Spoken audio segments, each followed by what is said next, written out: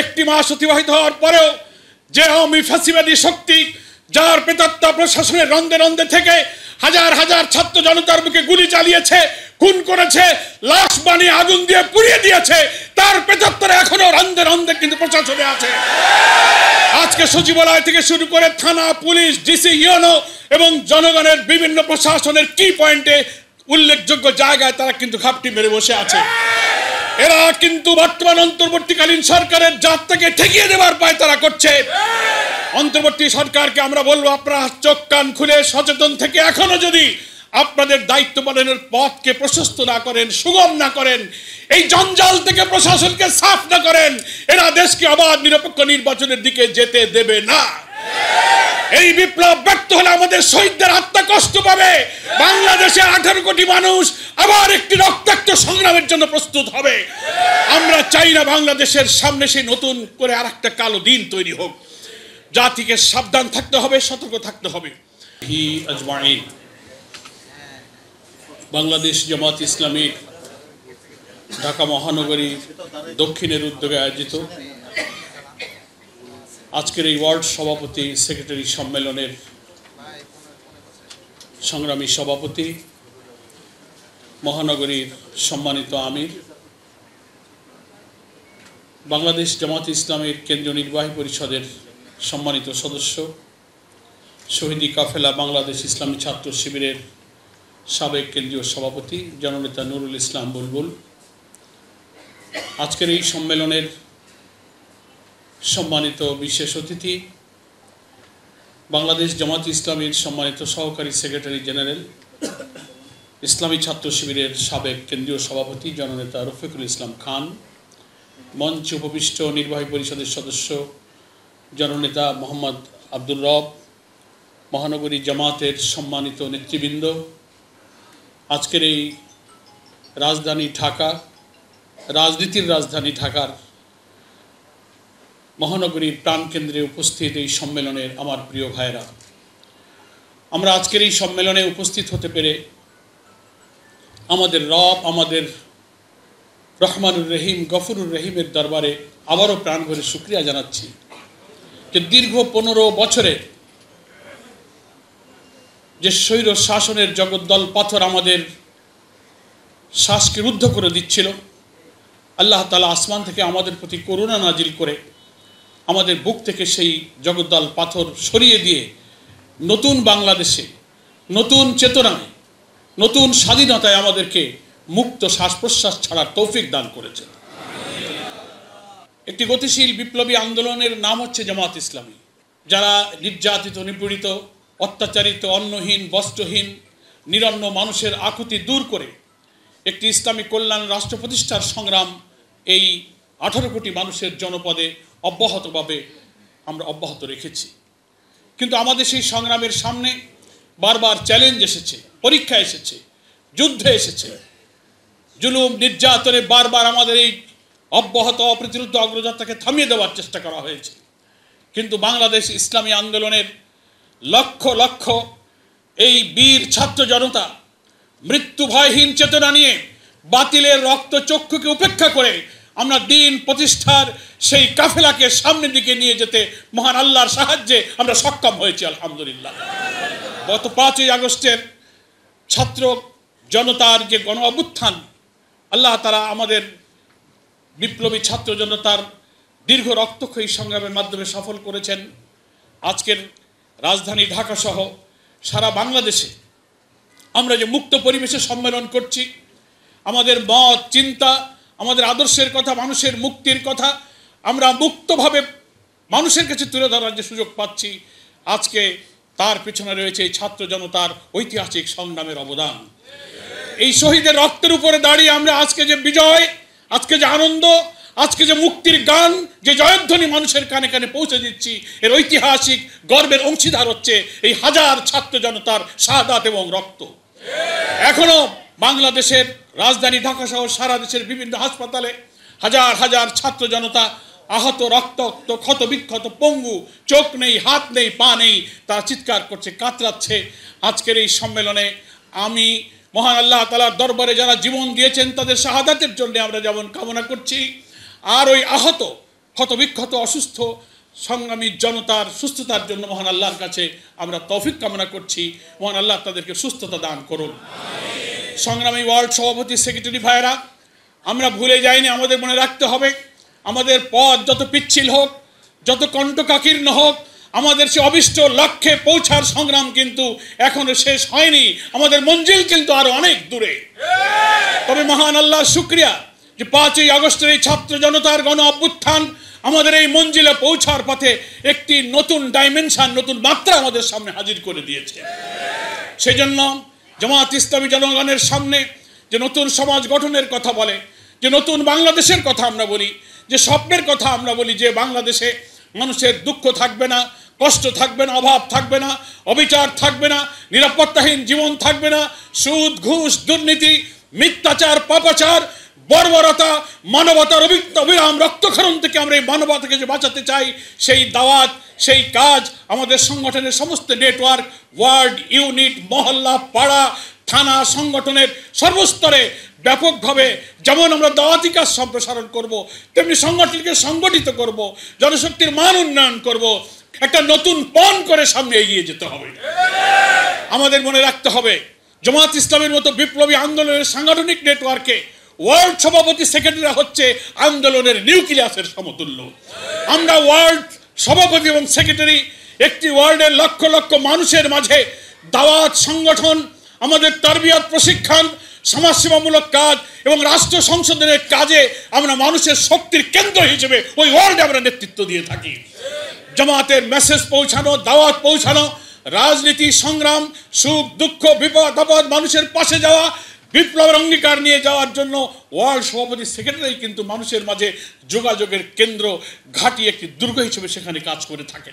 ফলে আজকে এই কাজের সফলতার জন্য ওয়ার্ল্ড সভাপতির ব্যক্তিগত মান, তার চরিত্র, তার জ্ঞানগত অবস্থা, তিনি কতটা কোরবানি পেশ করবেন, কতটা মানুষের কাছে পৌঁছাতে পারবেন, সেই ইসলাম, যে ইসলামের জন্য তিনি দাওয়াত দিচ্ছেন, রক্ত দিচ্ছেন, সেই ইসলামের পথে অবিচল পথে চলার জন্য তিনি কতটা দৃঢ় বিশ্বাস নিয়ে থাকবেন, দিন প্রতিষ্ঠার জন্য দুনিয়ার পিতা মাতা, সমাজ, সংসার, ব্যক্তিগত জাগতিক সব কাজের ঊর্ধ্বে এই কাজকে 1 নম্বর প্রাধান্য দিয়ে দিনকে জীবন উদ্দেশ্য বানিয়ে তিনি তার নিবেদিত সমস্ত শক্তিকে এখানে ক্ষয় করবেন। তার উপরেই কিন্তু ওয়ার্ল্ডের লক্ষ লক্ষ মানুষের কাছে এই কাজের দাওয়াত পৌঁছানো এবং সফলতা নির্ভর করে। সেজন্য আমার আবেদন থাকবে, আসুন এই লক্ষ্যে আমাদের কমিটমেন্ট, আমাদের ডিটারমিনেশন হবে যে আমি সভাপতি, আমার মানের উন্নয়ন, আমার পড়াশোনা, এই কাজের প্রতি আমার অবিচল আস্থা বিশ্বাস, কোনো জেল জুলুম বাধা বিপত্তি যেন আমাকে টলাতে না পারে, দুনিয়ার পিছু টান যেন আমাকে এই আদর্শ থেকে যেন বিচ্যুত করতে না পারে, এই অবিচল বিশ্বাস নিয়ে আমার এর উপরে শক্ত থাকতে হবে। পৃথিবীর জাগতিক বস্তুগত সব প্রয়োজন আমাকে পিছনে টানার চেষ্টা করবে, কিন্তু আমি যে লক্ষ্য, যে কাজকে জীবনে লক্ষ্য বানিয়ে নিয়েছি, আমার হাজার ব্যস্ততার মধ্যে এই কাজকে আমাকে 1 নম্বর গুরুত্ব দিতে হবে। যে কাজটা আমাদের সাফল্যের শর্তাবলী বইতে বানিয়ে জামাত মাওলানা মওদুদ রাহিমাহুল্লাহ তিনি যে কাজকে একটা শব্দ দিয়ে আমাদেরকে বোঝাবার চেষ্টা করেছেন যে দিন হচ্ছে জীবন উদ্দেশ্য। আমরা সবাই এই কথাটা পড়েছি, দিন হচ্ছে জীবন উদ্দেশ্য। দিন জীবন উদ্দেশ্য কথার অর্থ কি? আমার সংসার থাকবে, চাকরি থাকবে, পিতামাতার হক থাকবে, স্ত্রী থাকবে, আমার ব্যক্তিগত বস্তুগত সব প্রয়োজন আমি পূরণ করবো, এটাও একটা ইবাদত, এটাও আমাকে করতে হবে। কিন্তু এই সব কাজের ঊর্ধ্বে থাকবে যে উদ্দেশ্যে আল্লাহ তাআলা আমার রব দুনিয়াতে পাঠিয়েছিলেন, ইন্নী জাইলুন ফিল আরদি খলিফা, দুনিয়ার উপরে আল্লাহর প্রতিনিধি হিসেবে দায়িত্ব পালনের কাজটাই হচ্ছে আমার সৃষ্টির উদ্দেশ্য, এটাই 1 নম্বরের কাজ। আমি আমার সংসার, আমার জাগতিক প্রয়োজনের জন্য আমি দুনিয়ায় আসিনি, আমি এসেছি আমার আল্লাহর দিনকে বিজয়ী করার জন্য। দিন প্রয়োজনের জন্য বেঁচে থাকতে হয় বলে আমি খাবার জোগাড় করি, দিন প্রয়োজনের জন্য আমাকে বেঁচে থাকতে হয় বলে আমার একটা বাসার বাড়ির ঠিকানার প্রয়োজন, তাই আমার একটা ঘর ঠিকানার প্রয়োজন। আমি খাওয়ার জন্য, বাড়ি করার জন্য, দুনিয়ার সুখ স্বপ্নের জন্য পৃথিবীতে আসিনি, এসেছি দিনের জন্য, আর বেঁচে থাকবো দিনের জন্য। এটাই হচ্ছে দিন, হচ্ছে আমাদের জীবনের সবচেয়ে বড় উদ্দেশ্য। জামাত ইসলামীর মতো বিপ্লবী আন্দোলনের ওয়ার্ল্ডের সভাপতি, সেক্রেটারি, কর্মী, রোকন, সাথী, সদস্য, ছাত্র সংগঠন, ছাত্রী, মহিলা সব মিলে সকলের মুরব্বী এবং নিউক্লিয়াস হচ্ছে এই ওয়ার্ল্ডের সভাপতি এবং সেক্রেটারি। তাদের মধ্যে এই নিউক্লিয়াস, এই শক্তির কেন্দ্র যদি দিনকে প্রতিষ্ঠা করাকে জীবনের 1 নম্বর টার্গেট মনে করে, এই অকুতভয় মৃত্যুভয়হীন শক্তিকে কেউ অত্যাচার, নির্যাতন, ফাঁসি, গুলি, 44 দ্বারা দেখামাত্র গুলি, কোনো কিছু দিয়ে আন্দোলনকে থামিয়ে রাখতে পারবে না ইনশাআল্লাহ। নতুন বাংলাদেশ বিনির্মাণে 5ই আগস্টের রক্তস্নাত অভ্যুত্থানের পর আমরা যে নতুন অভিযাত্রা শুরু করেছি, আসুন আমাদের সেই কাঙ্ক্ষিত বিপ্লবের পথে এটা একটি নতুন মাত্রা যুক্ত হয়েছে। আমাদের সামনে অনেক চ্যালেঞ্জ আছে। নতুন বিপ্লবের পরে এই নতুন যাত্রাকে ঠেকিয়ে দেওয়ার জন্য দেশি বিদেশি আওয়ামী ফ্যাসিবাদী শক্তির যে সমস্ত অপশক্তি, তাদের অনেক প্রেতাত্মা এখন নতুন প্রশাসনের রাষ্ট্রের রন্ধে রন্ধে তারা ঘাপটি মেরে বসে আছে। এই বিপ্লবকে নষ্ট করার জন্য নতুন নতুন অস্থিরতা তারা তৈরি করার চেষ্টা করছে। আমরা নতুন অন্তর্বর্তীকালীন সরকারের প্রধান উপদেষ্টাকে কথা দিয়েছি, একটি অবাধ নিরপেক্ষ নির্বাচনের মাধ্যমে নির্বাচিত জনপ্রতিনিধির কাছে ক্ষমতা হস্তান্তরের জন্য আমরা একটা যৌক্তিক সময় পর্যন্ত অপেক্ষা করতে রাজি আছি। কিন্তু আমরা দেখতে পাচ্ছি দুঃখের সাথে 1 মাস অতিবাহিত হওয়ার পরেও যে আওয়ামী ফ্যাসিবাদী শক্তি, যার প্রেতাত্মা প্রশাসনের রন্ধে রন্ধে থেকে হাজার হাজার ছাত্র জনতার বুকে গুলি চালিয়েছে, খুন করেছে, লাশ বানিয়ে আগুন দিয়ে পুড়িয়ে দিয়েছে, তার প্রেতাত্মারা এখনো রন্ধে রন্ধে কিন্তু প্রশাসনে আছে। আজকে সচিবালয় থেকে শুরু করে থানা, পুলিশ, ডিসি, ইউনো এবং জনগণের বিভিন্ন প্রশাসনের কি পয়েন্টে উল্লেখযোগ্য জায়গায় তারা কিন্তু ঘাপটি মেরে বসে আছে। এরা কিন্তু বর্তমান অন্তর্বর্তীকালীন সরকারের যাত্রাকে ঠেকিয়ে দেওয়ার পায় তারা করছে। অন্তর্বর্তী সরকারকে আমরা বলবো, আপনারা চোখ কান খুলে সচেতন থেকে এখনো যদি আপনাদের দায়িত্ব পালনের পথকে প্রশস্ত না করেন, সুগম না করেন, এই জঞ্জাল থেকে প্রশাসনকে সাফ না করেন, এরা দেশকে অবাধ নিরপেক্ষ নির্বাচনের দিকে যেতে দেবে না। এই বিপ্লব ব্যর্থ হলে আমাদের শহীদদের আত্মা কষ্ট পাবে। বাংলাদেশে 18 কোটি মানুষ আবার একটি রক্তাক্ত সংগ্রামের জন্য প্রস্তুত হবে। আমরা চাই না বাংলাদেশের সামনে সেই নতুন করে আরেকটা কালো দিন তৈরি হোক। জাতিকে সাবধান থাকতে হবে, সতর্ক থাকতে হবে। জনগণকে ঐক্যবদ্ধ করে আমরা শহীদের রক্তের ঋণ শোধ করার জন্য আমরা ঐক্যবদ্ধ থাকবো। দেশি বিদেশি সব চক্রান্তের বিরুদ্ধে আমরা যেমন ঐক্যবদ্ধ থাকবো, তেমনি অন্তর্বর্তীকালীন সরকার, তার প্রধান, তার উপদেষ্টা আর যারা রক্ত দিয়ে নতুন ছাত্র সমাজ, নতুন স্বপ্ন দেখেছিলাম, আমাদের ঐক্যবদ্ধ থেকে এই ফ্যাসিবাদী চক্রান্ত থেকে এই দেশকে রক্ষা করতে হবে, মুক্ত করতে হবে। কারণ আমরা আমাদের একটি কল্যাণ রাষ্ট্র প্রতিষ্ঠার পথে এই 5ই আগস্টের বিপ্লবকে একটি নতুন অভিযাত্রা বলে মনে করি। ইসলামী আন্দোলনের কর্মী হিসাবে আমি আপনাদের কাছে এই আশাবাদের কথা বলতে চাই যে আমরা দিনের বিজয় যেমন দেখতে চাই, দুনিয়ার বিজয় যেমন আমাদের প্রয়োজন, এর মধ্য দিয়ে আমরা আখিরাতের নাজাতও আমরা পেতে চাই। আমরা যে কাজটা করি, সারাদিন আমরা সকাল থেকে রাত পর্যন্ত ছুটবো, মানুষের কাছে দাওয়াত দিব, পরিবার, সংসার, বিবি বাচ্চা, পরিবারের প্রয়োজনকে তুচ্ছ করে সারাদিন আমরা যে পরিশ্রম করছি, এর আসল লক্ষ্য দুনিয়া নয়। এর আসল লক্ষ্য হচ্ছে আমরা আল্লাহ তাআলার দিন বিজয়ী করার মাধ্যমে আল্লাহর ক্ষমা, আল্লাহর সন্তুষ্টি, আল্লাহর মাগফিরাতের মাধ্যমে আমরা আখিরাতের মুক্তি অর্জন করতে চাই। এই কাজটাকে আমরা ইবাদত মনে করি এবং আমরা এমনভাবে কাজটা সুন্দর করে ওয়ার্ল্ডে, ইউনিটে, মহল্লায় করব যে কাজটা আল্লাহর ক্ষমা পাওয়ার উপযুক্ত হয়, যে কাজটা করলে আল্লাহ আমার উপরে খুশি হবেন। নামাজে যেমন দাঁড়িয়ে আমরা আল্লাহ তাআলাকে হাজির জানি, একামতে দিন একটা ফরজ। এই দিন প্রতিষ্ঠার কাজের প্রত্যেকটি কাজ, প্রত্যেকটি দায়িত্ব পালনে আমরা আল্লাহকে হাজির জেনে অতি উত্তম উপায়ে যে কাজটার মধ্যে এমনভাবে করব যে আল্লাহকে আমার কাজটাকে ক্ষমার উপযুক্ত করবেন, আল্লাহর সন্তুষ্টির উপযুক্ত করবেন। এই দায়িত্বের প্রতি এমন এহসানের নিয়তে যদি ওয়ার্ল্ডে আমরা দায়িত্ব পালন করতে পারি, তাহলেই আমাদের কাজের উপরে আল্লাহ তাআলা বরকত দান করবেন। আমার প্রিয় ভাইয়ের আরেকটি কথা আমরা বলতে চাই যে দুনিয়ায় যেমন আমরা সফলতা বিফলতা যাই হোক, এই জীবনের চোখে যদি আমরা একটি ইসলামী কল্যাণ রাষ্ট্র দেখে যেতে নাও পারি, আমাদের কোনো দুঃখ থাকবে না। এই কারণে যে মানুষের মুক্তির জন্য আমরা জান মাল দিয়ে আল্লাহর দ্বীন কায়েমের জন্য চেষ্টা করেছি, আল্লাহ আমাদের আখিরাতে মাফ করবেন। কিন্তু তবুও তো মানুষের দুনিয়াতেও কিছু লাভ, দুনিয়াতেও কিছু সফলতার আশা থাকে কিনা বলেন?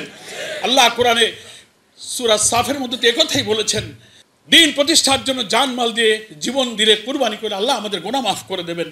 ইয়া আইয়ুহাল্লাযীনা আমানু হাল আদুল্লুকুম আলা তিজারাহ তুনজিকুম মিন আযাবিন আলিম। আমি কি তোমাদেরকে এমন একটা ব্যবসার কথা বলবো যা তোমাদেরকে কঠিন আযাব থেকে বাঁচাবে? তুমিনুনা বিল্লাহি ওয়া রাসূলিহি ওয়া তুজাহিদুনা ফি সাবিলিল্লাহ। এইভাবে আল্লাহ রসুল, তার রসুলের উপর ঈমান আর তার দিন প্রতিষ্ঠার জন্য জান মাল দিয়ে জিহাদ করাকে মুক্তির কারণ বলে বলেছেন।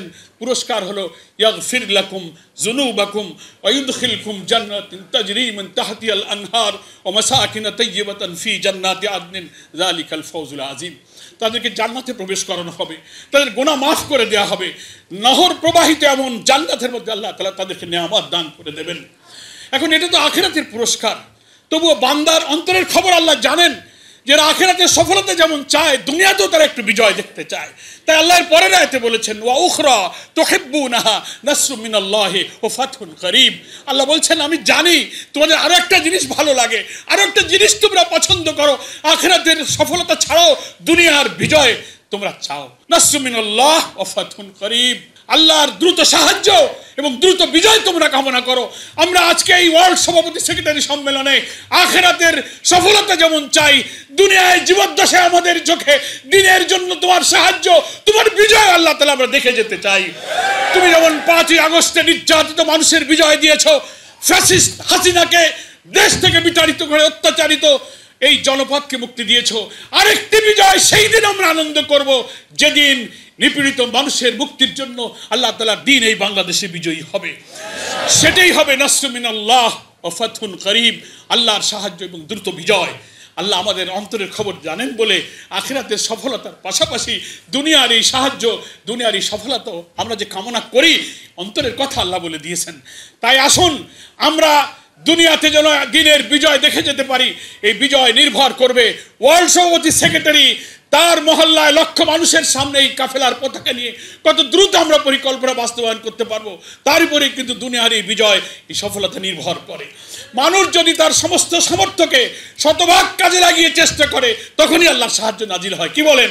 আর আমি যদি গাফেলতি করি, অলসতা করি, অহেতুক ওজর পেশ করি, বীরতা কাপুরুষতা দিয়ে পিছিয়ে থাকি, তো আল্লাহর সাহায্য বিজয় আমরা কখনো পেতে পারি না। আমার এইটুকু আহ্বান থাকলো, আসুন এই দীর্ঘ সময় আমাদের প্রিয় নেতৃবৃন্দকে ফাঁসিতে ঝুলিয়ে হত্যা করা হয়েছে, কারাগারে আমাদের শীর্ষ সব নেতাদেরকে নির্মম নির্যাতনে একে একে কাউকে কারাগারে হত্যা করা হয়েছে, কাউকে ফাঁসিতে ঝুলিয়ে হত্যা করা হয়েছে। এই সব শহীদদের রক্তের ঋণ শোধ করতে হবে দিনকে বিজয়ী করার মধ্য দিয়ে। আর তৃণমূল পর্যায়ে আমরা যারা নিউক্লিয়াসের ভূমিকা পালন করছি, জামাতের এই পরিকল্পনা বাস্তবায়ন করে 18 কোটি মানুষকে আমাদের সাথে সামিল করে অন্তর্বর্তীকালীন সরকারের রাজনৈতিক কাজকে যেমন সাহায্য করব, আর আমাদের চূড়ান্ত লক্ষ্য দিন বিজয়ের জন্য আমরা এই ঢাকা মহানগরকে বাংলাদেশের আন্দোলনের মডেল হিসেবে দক্ষিণকে গড়ে তুলব, এই আশাবাদ ব্যক্ত করে মহান আল্লাহর সাহায্য কামনা করে আমার বক্তব্য শেষ করছি। আমা তৌফিকে ইল্লা বিল্লাহ, হাযা মা ইনদি ওয়াল ইলমু ইনদাল্লাহ, আলাইহি তাওয়াক্কালতু ওয়া ইলাইহি উনীব। আসসালামু আলাইকুম ওয়া রাহমাতুল্লাহি ওয়া বারাকাতুহু।